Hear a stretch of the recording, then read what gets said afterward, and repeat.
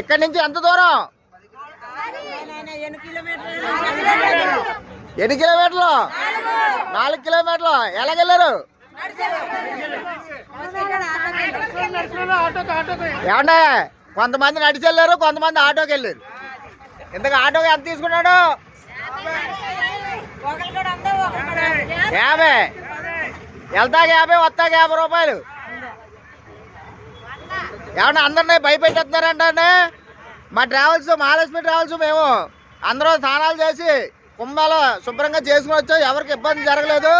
మీరు ఎవరో భయపడకండి. భయపడుకోకుండా కుంభమేళాకి ప్రతి ఒక్కరు రాయండి. అందరూ కూడా స్నానాలు చేయండి. ఇక్కడ ఎవరికి ఇబ్బంది లేకుండా క్షేమంగా వెళ్ళి క్షేమంగా స్నానాలు చేసి బస్సు కాడికి చేరారు. ఇక్కడ ఆటో సౌకర్యం కూడా ఉంది. నడిచి వెళ్ళొచ్చు, నడిచి వెళ్ళలేకపోతే ఆటో సౌకర్యం ఉందండి. ఎవరు కూడా ఇబ్బంది పడకండి.